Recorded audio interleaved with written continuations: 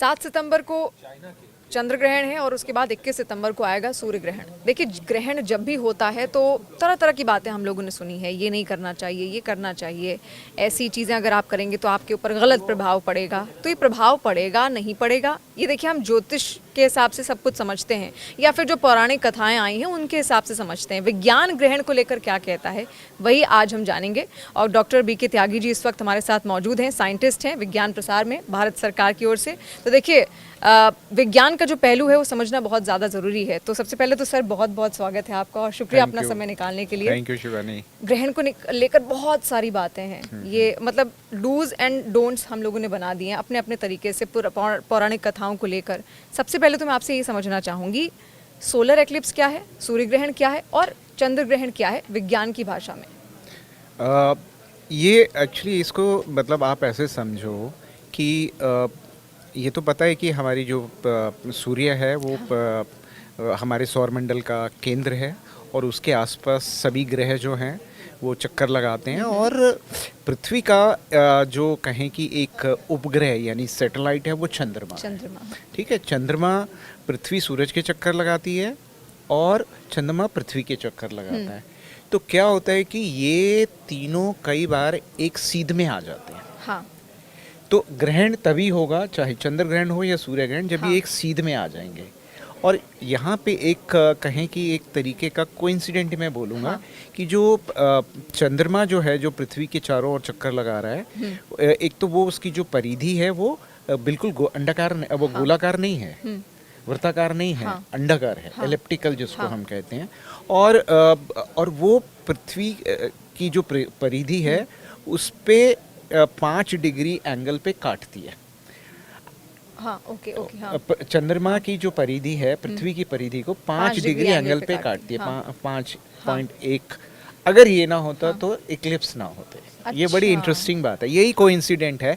और जहाँ पे वो काटते हैं एक दूसरे को, मतलब इंटरसेक्ट करते हैं, पृथ्वी की और चंद्रमा की जो परिधि की जो वो लाइन है, वो एक बारी ऊपर जाती है, एक बारी नीचे आती है। उसको हम बोलते हैं असेंडिंग नोड और एक बारी डिसेंडिंग नोड। तो यानी वो जो इंटरसेक्ट वाला पॉइंट है, जहाँ पे एक दूसरे को काटे, वहाँ पे सूरज बीच में होना चाहिए। सूरज है और अगर चंद्रमा पृथ्वी के बीच में आ गया तो सूर्य ग्रहण होगा। लेकिन पृथ्वी, सूरज के बाद पृथ्वी आई और उसके बाद चंद्रमा आया तो चंद्र ग्रहण होगा। तो जो हमारा 7 सितंबर को होने वाला है वो चंद्र ग्रहण है। और यही 2 पॉइंट हैं। अब इसको जरा माइथोलॉजी के एंगल से देखें तो जहाँ पे ये पॉइंट इंटरसेक्ट कर रहे हैं एक दूसरे को, माइथोलॉजी में या कहें कि हमारी पौराणिक कथाओं में उसको राहु और केतु कहा जाता है, उन पॉइंट्स को। तो और उससे, क्योंकि जब हमारे पास साइंस की इतनी नॉलेज नहीं थी, ये एक बड़ी इंटरेस्टिंग बात है कि हमने जो ग्रहों की जो गति है उसकी तो कैलकुलेशन कर ली थी, लेकिन उसका कारण नहीं ढूंढ पाए थे कि ग्रहण क्यों होता है। कि उसकी छाया जो है वो जो है एक ग्रह या उपग्रह की छाया दूसरे उस पर पड़ रही है। चंद्र ग्रहण में क्या है कि पृथ्वी की छाया चंद्रमा पर पड़ेगी और पृथ्वी सूरज चंद्रमा से बहुत बड़ी है तो वो पूरा उसको ढक लेती है, उसकी छाया। तो इसीलिए जहाँ पे रात होगी आप देखेंगे उस पूरे एरिया में आपको चंद्र ग्रहण आप देख सकते हो। जैसे कि इस बारी हो रहा है और ये पूर्ण चंद्र ग्रहण है, क्योंकि जो छाया पड़ती है, छाया के भी 2 भाग होते हैं। एक उसको हम छाया और उपछाया कहते हैं। जो छाया होती है वो डार्क होती है, उपछाया थोड़ी ब्लर होती है, रोशनी के साथ, हल्की रोशनी के साथ। तो अगर चंद्रमा मान लीजिए उस रीजन में है जहाँ पे छाया हल्की है, तो हम देखेंगे कि उसको हम पेनिम्ब्रल इक्लिप्स बोलते हैं, यानी उपछाया। तो सूरज को थोड़ा सा मतलब लगेगा जैसे किसी ने एक हल्की सी चादर डाल दी, तो ज़्यादा फर्क नहीं पड़ता। लेकिन जब ये जो पूर्ण सूर्य ग्रहण होता है, पूरी छाया के अंदर होता है, पृथ्वी की जो छाया चंद्रमा पर पड़ रही है वो पूरा उसको ढक लेता है, मतलब उसको कवर कर देता है। और हम देखते हैं कि चंद्रमा अचानक जो है अभी तो चमक रहा था, क्योंकि ये जो स्थिति आती है इंटरसेक्ट करने वाली, ये आती है चंद्र ग्रहण तभी होगा पूर्णिमा के दिन होगा। और जो सूर्य ग्रहण है वो अमावस्या के दिन होगा। तो पूर्णिमा में रात में हम देख रहे हैं कि अभी तो चांद पूरा निकला हुआ, इतना चमक रहा है, और अचानक वो उसके ऊपर एक काली जो चादर है वो लग रहा है जैसे कोई उसको ढकती जा रही है उसको। ढक रहा है। हाँ, हाँ, हाँ। धीरे धीरे हो हाँ, रहा है धीरे-धीरे, है ना। हाँ। तो अब ये इसके साइंस हमें पता नहीं थी कि ये छाया है। हाँ। क्योंकि ग्रहण जो है बेसिकली छायाओं के खेल है। चाहे पृथ्वी मतलब सूरज की जो वो है सॉरी चंद्रमा की जो छाया वो पृथ्वी पर पड़े या पृथ्वी की छाया चंद्रमा पर पड़े। हाँ। तो अब इस केस में क्या होता है कि हम देखते हैं कि जो छाया पड़ी जो भी सिचुएशन है उसको अगर हम मतलब और वो जो फेज है वो एक धीरे धीरे आता है। हाँ। और एक पीक टाइम आता है और उसके बाद वो रिवर्स डायरेक्शन में वही प्रक्रियाएं जो है वो शुरू होती हैं। तो अब आप सोचो एक उस सिनेरियो को आप इमेजिन करो जब आपके पास ये साइंस नहीं थी, जो आधुनिक साइंस ने जो ये आपको ये पूरी जानकारी दे दी। तो क्या होगा कि रात को चंद्रमा चमक रहा है और अचानक वो काला होने लगे तो क्या होगा? डर लगेगा कि है क्या ना। हो रहा सभी है? लोग कि चांद गायब तो नहीं हो चांद रहा है? गायब हो गया, इसको किसने काट लिया। तो वो सारे मिथ और सुपरस्टिशंस जो है उस वक्त के हैं। और ये ऐसा नहीं है कि हमारी भारतीय परंपरा में या भारतीय संस्कृति के ये हिस्सा रहे हैं, ये हर जगह है। मैक्सिको की जो सभ्यता थी या जो माया सभ्यता थी और चाइना का आप देखें अलग अलग कहानियां प्रचलित है। हमारे यहाँ राहु केतु है, चाइना में कहते हैं कि एक डेमन है, वो उसको मतलब खा कैप्चर लेता करने है। की कोशिश करता है चंद्रमा तो को। ड्रम बजाओ बहुत तेज, अच्छा। तो जिससे ये छोड़ के भाग जाए, ओह, है ना। तो क्या होता है आप ड्रम बजाओगे कुछ देर बजाओगे क्योंकि जो इक्लिप्स का फेज है वो तो लिमिटेड ही है कि जैसे ही वो चंद्रमा जो है या सूरज उस जगह से हटेगा छाया फिर से अपने छाया आप वापस आने लगेगी। हाँ तो हम वो तो उसमें कहा जाता था कि वो ड्रम बजाने से वो ड्रैगन जो है डर गया। अच्छा। तो और वो देखो वापस आ गया। तो भारतीय परंपरा में भी बहुत सारे ऐसे मिथ सुपरस्टिशंस हैं। आप डिफरेंट जो जितने भी हमारे कहें कि आदिवासी समाज है वहाँ पे अलग अलग इससे रिलेटेड वो हैं। और कुछ चीज़ें हैं जो सभी जगह तब की कहानियां जब हम इस चीज को साइंटिफिकली नहीं देख पा रहे थे। हाँ। तो क्या है कि उसके बाद से अब इसीलिए विज्ञान पढ़ना बहुत ज़रूरी हो जाता है। मान लीजिए आपको विज्ञान की जानकारी नहीं है कि इसके पीछे की साइंस क्या है, तो आप उन परंपराओं से उन रीतियों से या कुरीतियों से बंधे रहेंगे। और वो क्योंकि बचपन से हम उनके बारे में कहानियाँ किस्से इतने सुनते आए हैं कि कहीं ना कहीं एक वो डर हमारे दिमाग में बैठा रहता है। और आप सोचते हो यार कर ही लेते हैं, ठीक है ना, बड़ा बोल रहा है तो कर ही लेते हैं। चाहे आपने जितना साइंस पढ़ा हो, लेकिन कहीं एक ना एक कहीं की एक डर का जो है वो एक कहीं की अंश जो है वो दिमाग में बैठा रहता है। तो इसलिए ये चीज़ें अभी भी चली आ रही हैं। और इस बारी क्या हो रहा है कि ये मतलब बड़ा इंटरेस्टिंग है इस बारी का कि चंद्र ग्रहण है, 15 दिन बाद सूर्य ग्रहण है। ठीक है। तो इस जनरली क्या होता है कि जब सूर्य ग्रहण होता है तो चंद्र ग्रहण अक्सर अगली पूर्णिमा को या पहले भी जो ग्रहण है सूर्य ग्रहण वो बीच में आ जाता है। दोनों मतलब 3 आप देख रहे हो। और इस बारी 2 हम देख रहे हैं कि लगातार हो रहे हैं। इसलिए जो एस्ट्रोलॉजी के हिसाब से जो ज्योतिष शास्त्र वाले जो हैं वो देख रहे हैं, वो तरह तरह की बातें की जा रही हैं कि ये एक बड़ा वो है कि पूर्णमासी को चंद्र ग्रहण लगेगा और अमावस्या को वो लगेगा। तो इसके लिए कुछ राशि शायद कुंभ राशि में किसी के लिए अच्छा नहीं, किसी के लिए अच्छा। कुछ तो बहुत सारे आपको ये उपाय करने होंगे, ये उपाय करने होंगे। मुझे लगता है कि ये जो परंपराओं का हिस्सा है, कहानियाँ किस्से हैं, विज्ञान के नज़रिए से देखें तो आपको इसमें कोई तथ्य नजर नहीं आएगा। मतलब सूर्य ग्रहण और चंद्र ग्रहण को विज्ञान राशियों से नहीं जोड़ता, राशियों को मानता है विज्ञान? नहीं, बिल्कुल नहीं मानता। क्योंकि आप ये देखिए जो कॉन्स्टेलेशंस हैं, जिसको हम मतलब राशि या कहते हैं, ये 12 हैं। और 12 का मतलब ये है कि ये एक पर्टिकुलर एंगल पे निकलते हैं हर महीने। आप देखें और यहाँ से अगर हम पृथ्वी से देखें तो लगता है कि वो शेर है, मेष राशि या जो अलग अलग है। तो हर सीजन में हर महीने की एक राशि होती है अगर हम सोलर कैलेंडर के हिसाब से देखें और पृथ्वी से ऑब्जर्व करें। लेकिन इंटरेस्टिंग बात ये है कि ये जो सारे तारे हैं बेसिकली तारों का समूह है जो यहाँ से हमने उनको एक कहें कि एक इमेजिनरी शेप दे दी है। और वो ज़्यादातर सभी सिविलाइजेशन में था, ग्रीक हाँ। में भी था, हाँ। और इंडिया में तो आपने हाँ। देखा ही है कि इतना है। लेकिन ये जो तारे हैं जो हमें नीचे से दिखाई देते हैं, हाँ। ये कोई क्लस्टर नहीं है, इनकी आपस में भी दूरी बहुत है, हाँ। लेकिन नीचे से जब हम देखते हैं तो एक साथ एक शेप दिखाई दिखाई देते हैं। देती है। हाँ। अगर आप ऊपर चले जाओ मान लो, तो दूर दूर है। तो वो बहुत दूर बहुत दूर है, दूर, वो हाँ। शेप भी नहीं दिखाई हाँ। देगी आपको। तो इसीलिए जो जो एस्ट्रोलॉजी का जो बेसिस है वो मतलब अगर उनको आधुनिक विज्ञान पता हो तो शायद वो किताब जो है दोबारा से इंटरप्रेट की जाएंगी और हाँ। कही जाएंगी, और अब उसमें वही बताते हैं कि इसका ये असर होगा, ये असर होगा, जबकि वो तारे नीचे से मतलब पृथ्वी से देखने पे हमें एक शेप दिखाई देती है, लेकिन अगर हम उनके पास चले जाए, हालांकि जा नहीं सकते क्योंकि तारे तो जैसा हाँ। सूरज है वही हाँ। है, लेकिन उनकी आपसी दूरी बहुत है, बहुत लाइट ईयर्स में है, आप इमेजिन नहीं कर सकते, क्योंकि हमसे इतनी दूर हैं वो, हमें मतलब वो सिर्फ एक डॉट अच्छा, सा तो दिखाई देता है। साइंस जैसे आप समझा रहे हैं कि राशियों से हम लोग ने कोई सिंबल तैयार कर दिया और कहा कि ये उस राशि से जुड़ा हुआ है, ये तारा कॉन्स्टलेशन ऑफ स्टार्स। हाँ, साइंस उसको हाँ। किस तरीके से देखता है? नहीं वो साइंस कुछ सिंबलाइज करते हैं वो कॉन्स्टलेशन ऑफ बिल्कुल स्टार्स? बिल्कुल, क्योंकि ये जो एस्ट्रोनॉमी के हाँ, लिए हाँ। ये क्लस्टर ऑफ जो स्टार्स है, हाँ। इनकी प्रॉपर्टी समझने के लिए बड़ा हेल्पफुल होता है। ओह। और दूसरी बात ये कि ये एस्ट्रोनॉमी जो है, हाँ। जिसको हमने एस्ट्रोलॉजी में कन्वर्ट कर दिया, ये पहली साइंस थी हाँ। दुनिया First, की, हाँ, first क्योंकि science। रीज़न था कि आपके पास कोई और डायरेक्शन नहीं थी, कोई नेविगेशन का तरीका नहीं था, तो आप तारों की सिचुएशन देख के अपना रास्ता डिसाइड करते थे, क्योंकि उनकी पोजीशन फिक्स हाँ।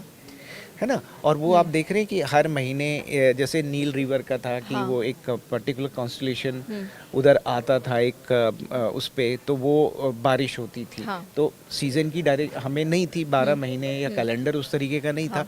तो ये एक हमारा कहें कि यूनिवर्सल टाइम कीपिंग का ओके। एक वो समय था, बताने का एक समय तरीका। बताने का एक तरीका था। अगर आप देखें महीने बताने का, महीने समय बताने बताने का का, तरीका, हाँ, हाँ। क्योंकि आपका जो कोई आप सोलर कैलेंडर को मानते हैं, कोई जो हमारा चंद्रमा वाला है उसको मानते हैं, लेकिन एक जो यूनिवर्सल क्लॉक है हाँ। वो तो यही है ना। हाँ, इसीलिए आपने देखा होगा कि जब आप जन्माष्टमी जो है कौन से दिन मनाते हैं, अमावस्या को हाँ। कौन से दिन मनाते हैं, रामचंद्र जी का जन्म हाँ। जो है उसमें भी सितारों की पोजीशन हाँ, को बहुत ज़्यादा महत्वपूर्ण महत्व बोली जाती दिया है। गया, हाँ, क्योंकि आप कैलेंडर तो मैन मेड है, बट वो नेचुरल है, वो हाँ, फिक्स है। हाँ। इसीलिए उसका जो कहीं कि जितना भी उसमें, क्योंकि हमारी इंडिया में जितना भी मैथ्स में जो रिसर्च हुआ है या डेवलपमेंट हुआ है, वो सब उनकी उनके basis एग्जैक्ट पोजीशन को कैलकुलेट करने के लिए, चाहे मैथमेटिक्स हो, टिग्नोमेट्री हो, ज्योमेट्री हो,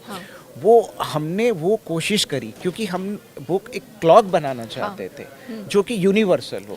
क्योंकि आपका टाइम कुछ और है, अमेरिका चले जाओगे तो वहाँ कुछ पे और कुछ है। और होगा, अभी हाँ। तो हमारा मतलब वो ग्रीनविच लाइन Mean से time, हमने हाँ, एक GMT बनाया हुआ है, लेकिन और ये उसमें एग्रीमेंट है, उसके लिए आपने पूरी दुनिया में ट्रीटी करी है कि भाई ये लाइन माननी है। हाँ।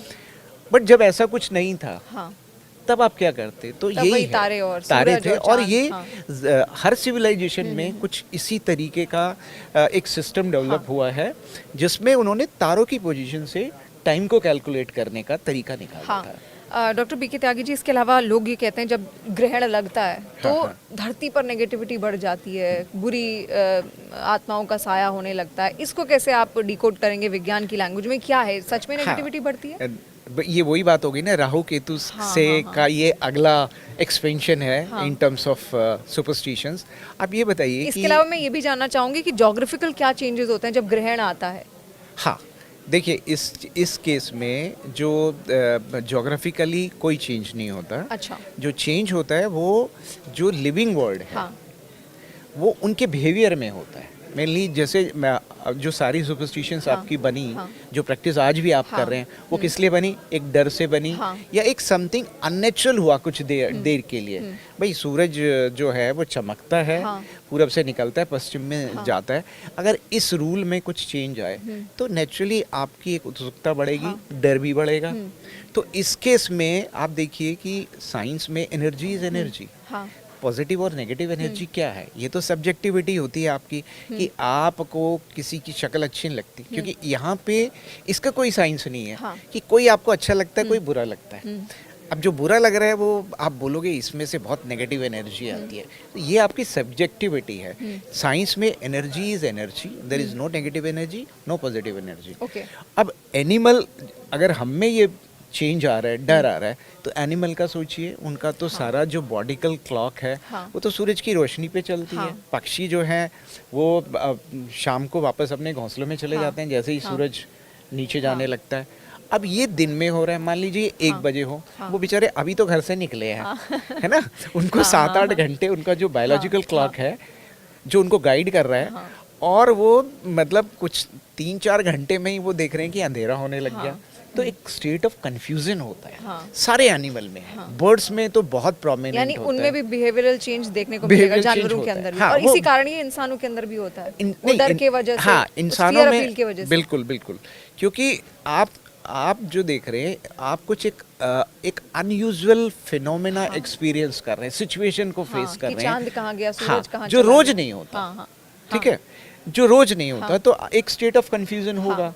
अब जब हमारे पास साइंस नहीं थी तो हमने उसको एक्सप्लेन करने के लिए बड़ी सुंदर कहानियां बनाई हैं। जैसे राहु केतु का मुझे कहानी तो बहुत अच्छी लगती है। मोहिनी अवतार भगवान हाँ, विष्णु ने लिया हाँ, था, फिर उनने अमृत धारण कर लिया, हाँ, तो हाँ, वो गुस्सा वो हो गए कितनी थे। सुंदर कहानी है। पर उसको अगर आप सच्चाई मान लोगे तो मतलब आज की तारीख में तो वो कहानी, देखिए, उसको कहानी माना जाए, और उस वक्त जब हमारे पास ये साइंस का एक्सप्लेनेशन नहीं था, समझाने के लिए ठीक था, क्योंकि उसका एक रीजन था।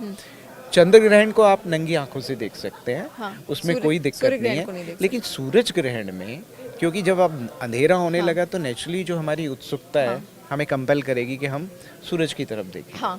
तो सूरज की जो रेडिएशन निकलता है वो इतना स्ट्रांग है कि आपके आंख यानी कॉर्निया को जला सकता है, लेंस को जला सकता है। इसीलिए आपने देखा हर होगा, दिन के लिए है, सिर्फ ग्रहण के लिए? हर दिन के लिए है, हर दिन के लिए है। लेकिन क्योंकि ग्रहण में ऐसी उत्सुकता होती है कि हम देखते ही हो क्या रहा है। क्योंकि ग्रहण का जो फेज आता है, टोटलिटी जिसको हम कहते हैं, वो एकदम नहीं आता, धीरे धीरे फर्स्ट कांटेक्ट होता है, दोनों डिस्क पास में आती हैं, चंद्रमा क्या बोलते हैं, चंद्रमा की और सूरज की, फिर चंद्रमा उसको ओवर मतलब ढकता है, और फिर एक स्टेज आती है कि चंद्रमा सूरज को पूरा ढक लेता है और पूरा अंधेरा हो जाता है। लेकिन जैसे मैंने कहा कि चंद्रमा का जो साइज है वो पृथ्वी के साइज से कम है, लेकिन पृथ्वी से जब हम देखते हैं, ये भी कोइंसिडेंस है, बहुत प्यारा कोइंसिडेंट है कि जब हम पृथ्वी से सूरज और चंद्रमा को देखते हैं, दोनों का जो एनुलर एंगल, मतलब आंख से देखने पे जो शेप नजर आता है, दोनों का बिल्कुल बराबर है।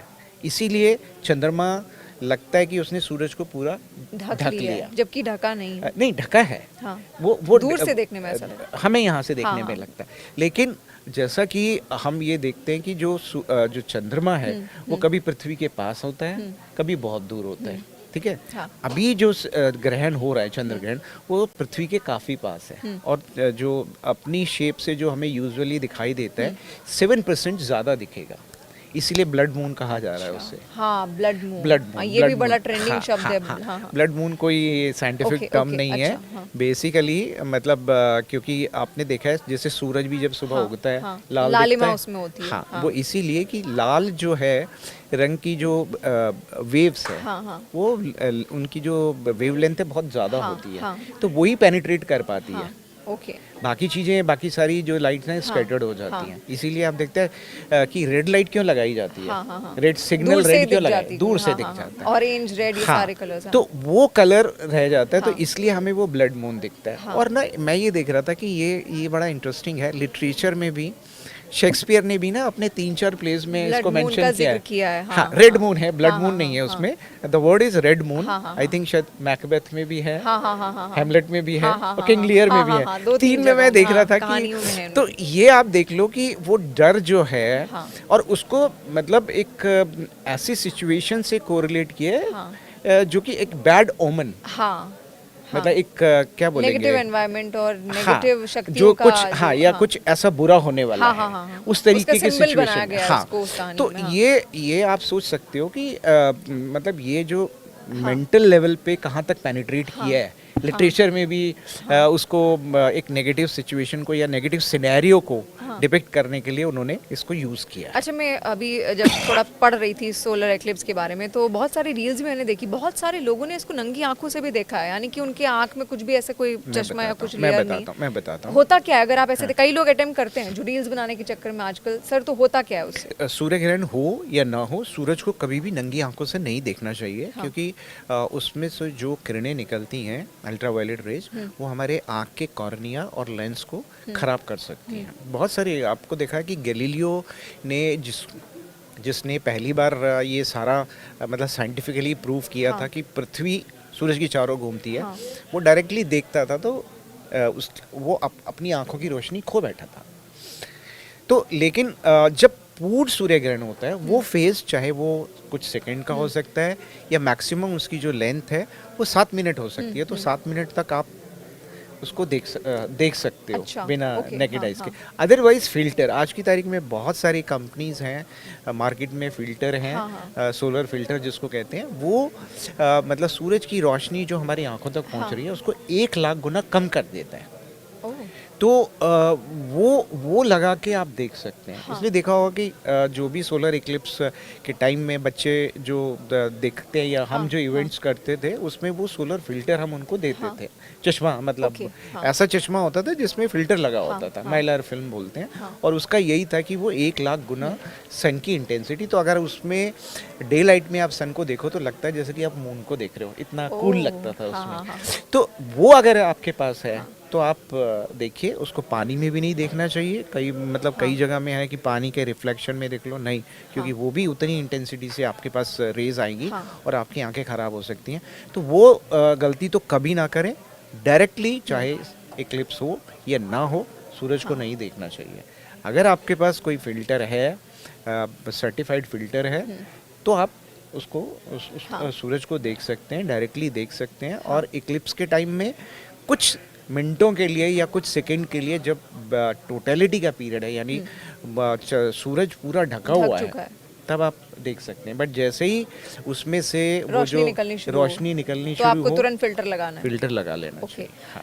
आप साइंटिस्ट हैं, क्षेत्र में बहुत रिसर्च आपने खुद से भी की है, बहुत सारे साइकोलॉजिकल रिपोर्ट्स भी आपने यहाँ पर पढ़ी होंगी, इसके अलावा भी बहुत सारे रिपोर्ट्स आपने पढ़ी हैं, बहुत तरीके की बातें। सर, मतलब महिलाओं को लेकर तो ग्रहण में आप जैसे आपने बात भी की, पुरानी जो परंपराएं हैं उसको लेकर कहते हैं महिला अगर कोई लेटी है ग्रहण के टाइम पे, नहीं लेटना नहीं है, कैंची नहीं चलानी है, बाल नहीं काटने हैं, खाना नहीं खाना है, सोना नहीं है। तो मतलब साइंस इसको कैसे देखता है? नहीं, इसमें देखिए, मुझे लगता है कि एक उस वक्त जब हमको साइंस का पता नहीं था, एक मेरिट थी, क्योंकि स्टेट ऑफ कंफ्यूजन है हर जगह, ये हो क्या रहा है, ये हो क्या रहा है।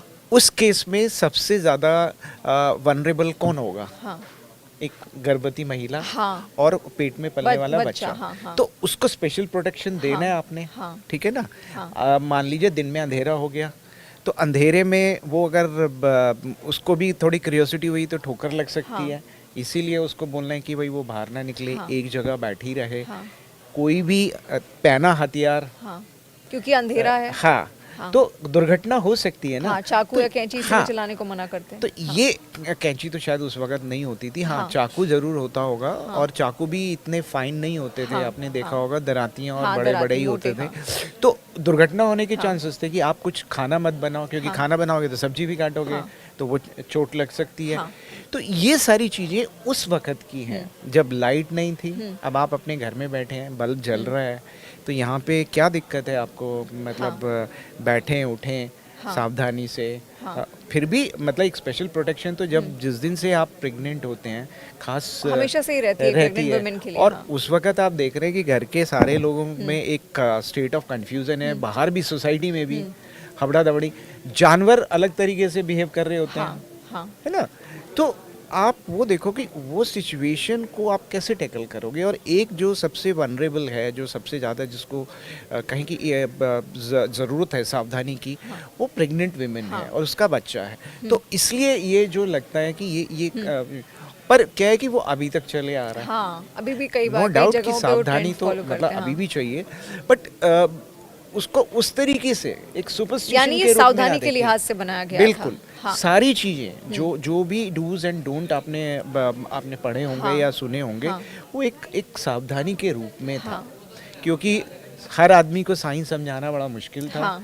तो उसको धर्म से हम जोड़ देते हैं, परंपराओं से जोड़ देते हैं। लेकिन जब आप साइंस पढ़ते हैं तो क्या है कि तो अब एक लॉजिक, एक तर्क, आज हम देखें कि हम सारे बच्चों को पढ़ा रहे हैं तो सारे बच्चों में एक तर्क शक्ति तो पैदा हो ही रही है, तो वो चीज़ को बेटर अप्रिशिएट कर सकते हैं, समझ सकते हैं। तो एक नेचुरल फिनोमेना है, क्योंकि देखिए अभी तो इक्लिप्स टूरिज्म शुरू हो गया। अभी अमेरिका में लोग देखने आते हैं। हाँ, और सबसे लंबी ड्यूरेशन का वो था, क्योंकि इक्लिप्स मतलब बहुत कॉमन नहीं है, लेकिन एक साल में 7 इक्लिप्सेस हो सकते हैं, जिसमें से 3 या 4 सोलर इक्लिप्स हो सकते हैं, और अदरवाइज मतलब 2 तो मिनिमम सोलर इक्लिप्स होंगे अगर 7 हो रहे हैं। अच्छा, पिछले साल 4 हुए थे शायद, और इस बारी भी मुझे लगता है दूसरा या तीसरा है, आई एम नॉट श्योर।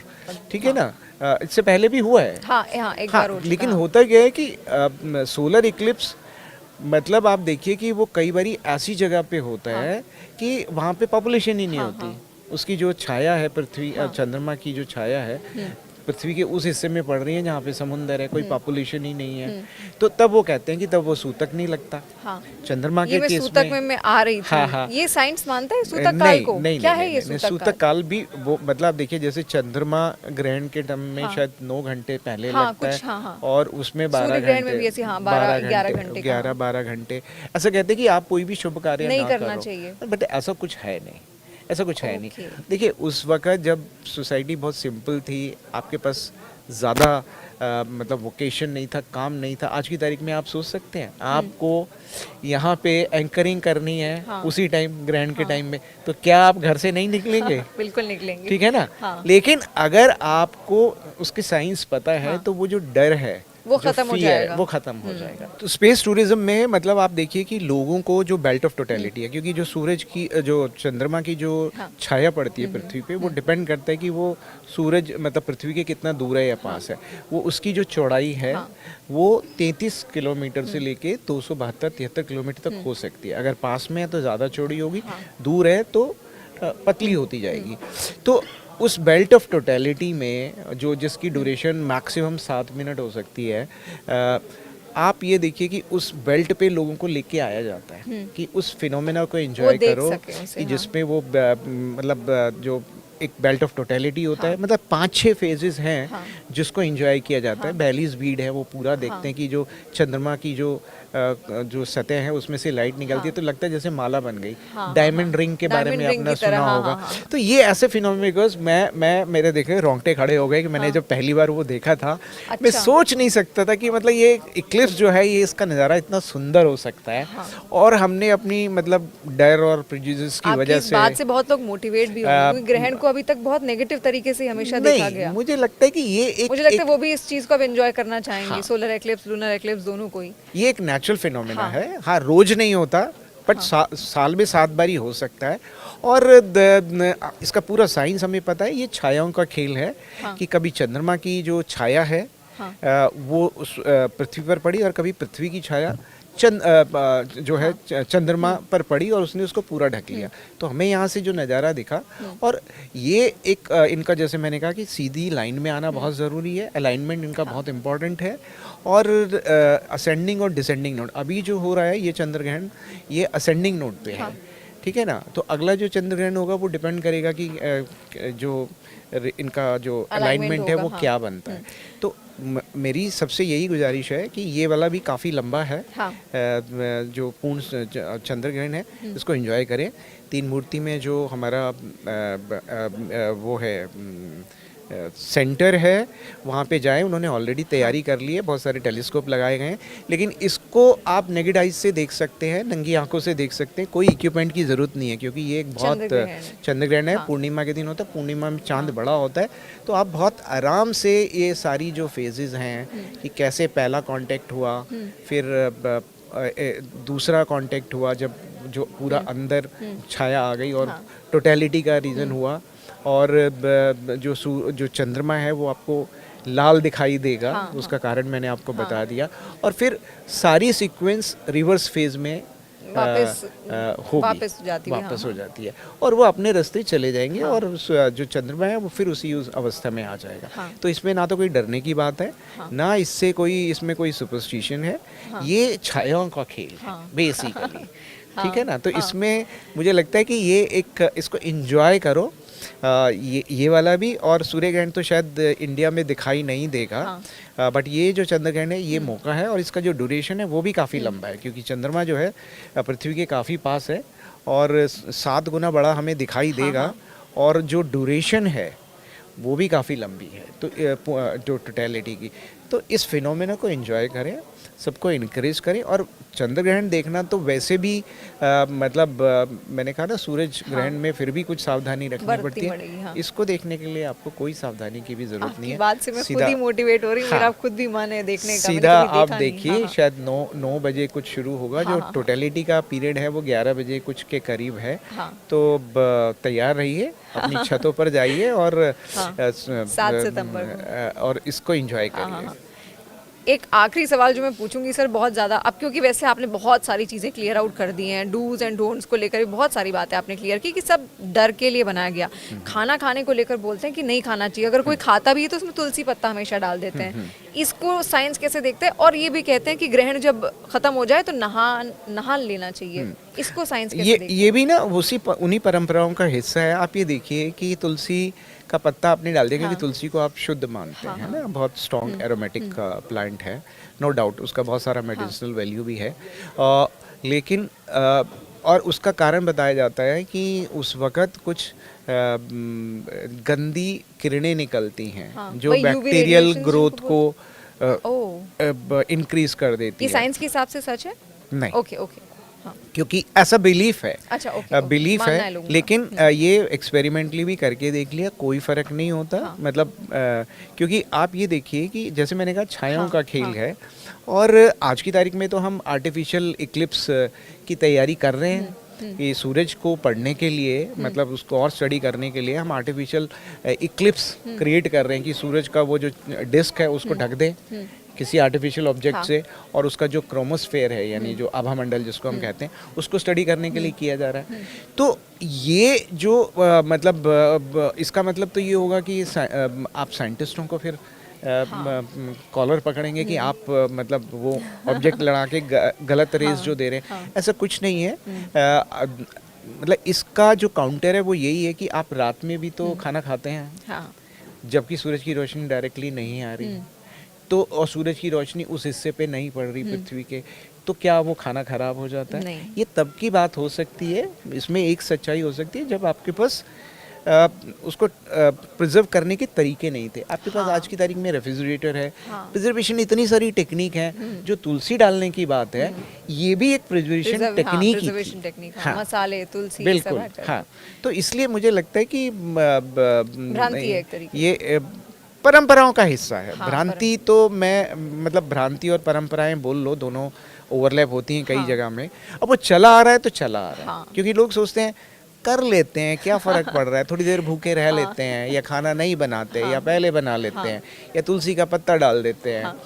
तो ये इसलिए होता है, लेकिन कहीं ना कहीं एक डर जो है वो कहीं दिमाग में कहीं ना कहीं बैठा हुआ खत्म करना बहुत ज़रूरी है, और विज्ञान ही उसका एक मात्र तरीका है उसका। अगर हम साइंस समझ लेते हैं तो ये जो डर है, प्रेजुडिसेस हैं, ये सब उस दिमाग से निकल जाएगा।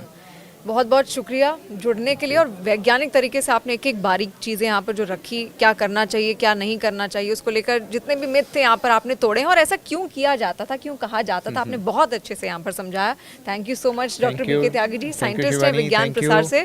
और मुझे लगता है सारे जवाबों के सवालों के जवाब आपको यहाँ पर मिल गए होंगे, लेकिन फिर भी अगर कोई ऐसा रह गया है तो कमेंट सेक्शन पर ज़रूर वहाँ पर टाइप कीजिएगा, आपको उसका भी जवाब सर बिल्कुल यहाँ पर ज़रूर देंगे। Thank you so much. Thank you sir.